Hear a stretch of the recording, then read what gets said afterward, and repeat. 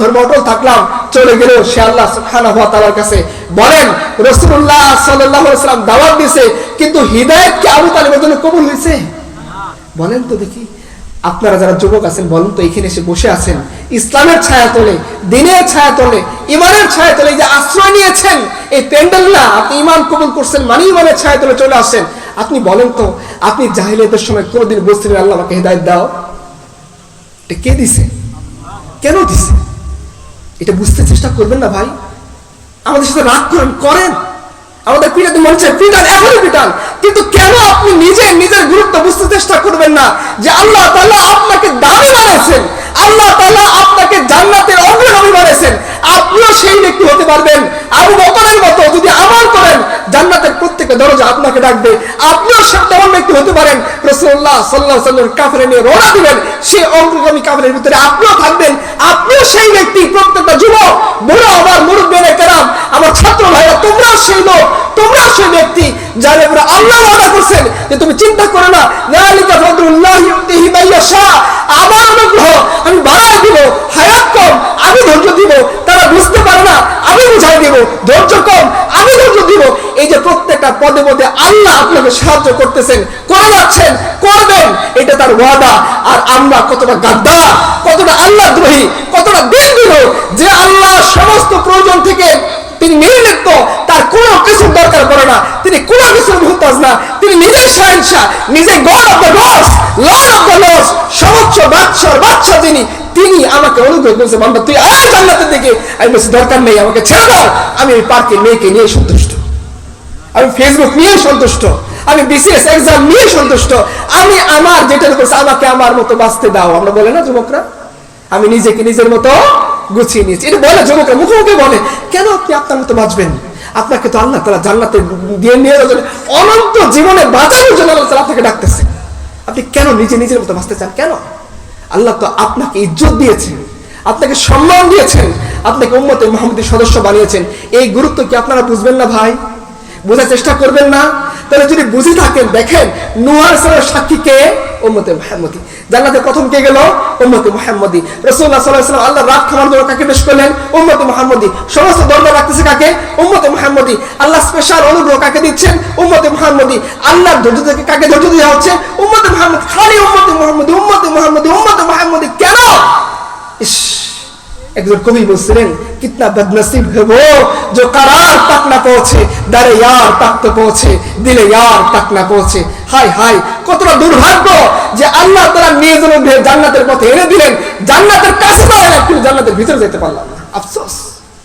আল্লাহ নিজ অনুগ্রহে দেখাই দিলেন, বান্দা এটা জান্নাত, এটা জাহান্নাম, ওইটা হালাল, ওইটা হারাম, ওইটা প্রেম, এটা বিয়ে, প্রেমের মধ্যে গুনাহ, জিনার গুনাহ, বিয়ে করো, বউয়ের সাথে কাটাও, নেগেটিভ, তার উপরে দেখার পরে টু দা পয়েন্ট আলাদা করে দেওয়ার পরে, ক্লিয়ার নিট এন্ড ক্লিন করে দেওয়ার পরে উম্মতে মুহাম্মদীর নিজের গুরুত্ব অনুধাবন না করে, দিনের জন্য কাজ না করে, সেকুলারিজমের জন্য মরে, দিনের জন্য কাজ না করে, প্রেমিকার জন্য মরে, দিনের জন্য কাজ না করে, ক্যারিয়ারের জন্য মরে, দিনের জন্য কাজ না করে, সংসারের জন্য মরে, তাহলে তাকে বুঝিয়ে লাভ করুন। আমাকে বলে কি লাভ হইল এত ওয়াজ করে?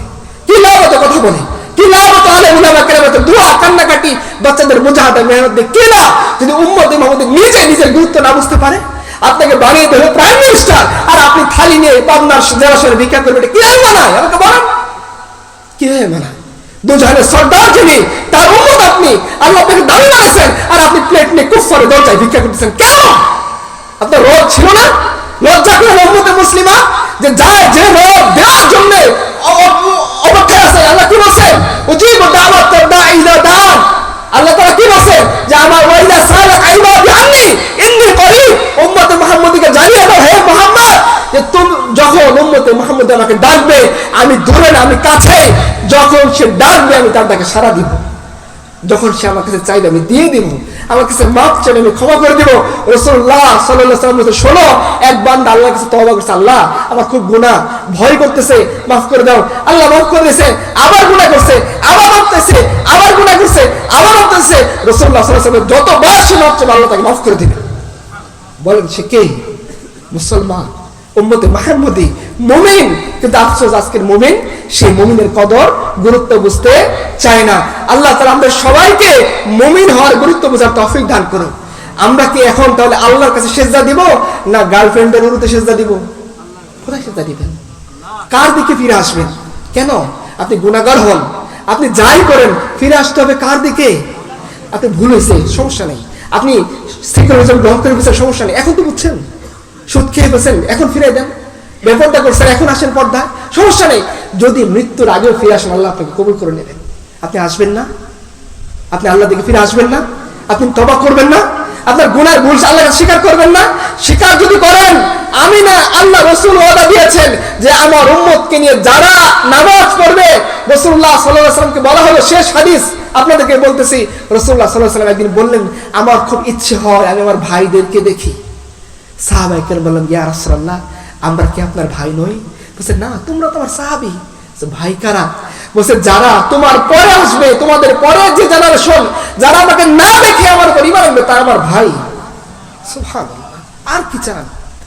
এই একটা বাক্যই তো আল্লাহ রাসূলের জীবন দেওয়ার যথেষ্ট। ইয়া রাসূলুল্লাহ, গর্দান দিয়ে দেব যে আমার মতো অধমকে আপনি বলছেন ভাই, আমার মতো রাস্তার কুকুরকে আপনি বলছেন ভাই, আমার মতো মানুষ যে উঠতে বসতে শুধুমাত্র সেকুলারিজমকে স্মরণ করে, কুফারকে স্মরণ করে, কার্ল মার্কস, মিশেল ফুকোকে স্মরণ করে, আমার মতো রাস্তার কুত্তাকে আপনি বলছেন ভাই।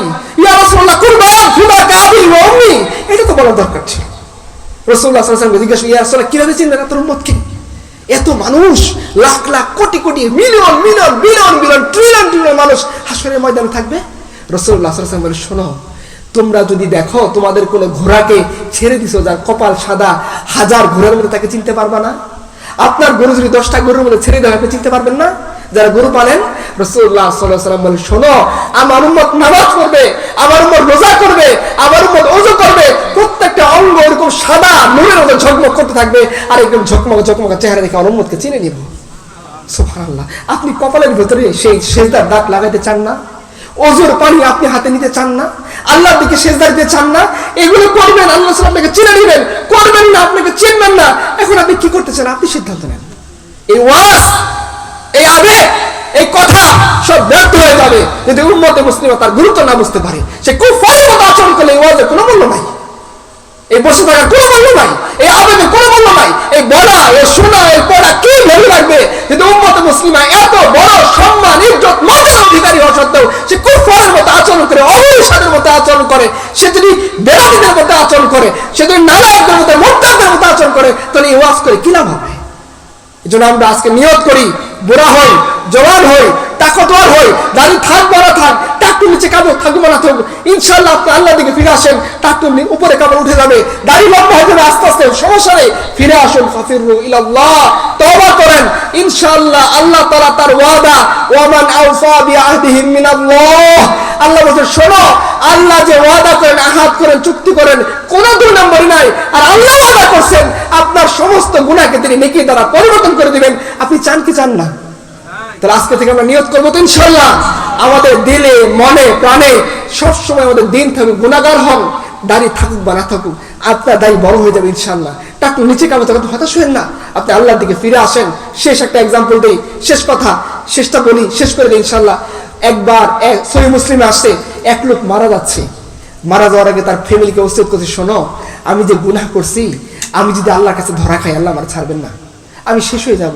তোমরা কি করো, আমি মারা যাওয়ার পরে আমার লাশকে আগুনে পুড়িয়ে ছাইগুলাকে বিভিন্ন জায়গায় ছিটাই দাও। যখন সে আল্লাহর কাছে, আল্লাহ সব জানেন, বাট তিনি প্রশ্ন করতেছেন, শোনো, তুমি কেন এই কাজটা করলা যে মরার পরে ফ্যামিলিকে ওসিয়ত করছো তোমাকে পুড়িয়ে তোমার লাশকে ছাই করে চতুর্দিকে ছড়িয়ে দেওয়া হবে? বলতেছে, আল্লাহ, যে গুনাহ করছি তোমার সামনে মুখ দেখানোর কোনো রাস্তা নাই, আমি কোনো মতো একটু বাঁচার চেষ্টা করছি। বলে, কেন করছো? বলছে, আল্লাহ তোমার ভয় থেকে করছে। আল্লাহ বলেন, যা, আমি তোকে মাফ করে দিলাম। বলেন, এই লোকটা সারা জীবন গুনাহ করে দিলের ভিতরে আল্লাহর ভয় থেকে শেষ মুহূর্তে আল্লাহ থেকে ফিরে আসছে, বাঁচার জন্য নিজের উদ্ভট একটা প্রক্রিয়া চেষ্টা করছে, তারপর আল্লাহ কত মেহেরবান, কত দয়াবান, আল্লাহকে মাফ করেছেন, আপনাকে মাফ করবেন না? দিলের ভিতরে এই অন্তত এইটুকু দরদ আছে না যে ইনশাআল্লাহ ভাই ভুল হয়েছে, করছি, হয়ে গেছে ভুল, আজকে থেকে তওবা করে আল্লাহ দিকে ফিরে আসবো তো ইনশাআল্লাহ। আল্লাহ তাআলা আমাদের সবাইকে তার দ্বীনের খাদেম হিসেবে কবুল করে নেন। আল্লাহ তাআলা আমাদের সবাইকে বিলালে হাবশী, আবু বকর, ওমর, উসমান, আলী, তালহা, জুবাইর যে কাফেলার দিকে রওনা হবে সেই কাফেলার সঙ্গী হওয়ার তৌফিক দান করুন আল্লাহ তাআলা। আমাদের আকা, আমাদের মাওলা, আমাদের মাওলানা, আমাদের নেতা মুহাম্মদ রাসূলুল্লাহ যখন রওনা দিবেন, তার সামনে যখন আল্লাহর সামনে যখন তিনি সিজদায় পড়ে থাকবেন, তিনি সূর্যের মতো চেহারা দেখে দেখে তাদেরকে চিনবেন। আল্লাহ আমাদেরকে চিনেন, সেই তৌফিক আল্লাহ তাআলা আমাদের দান করুন।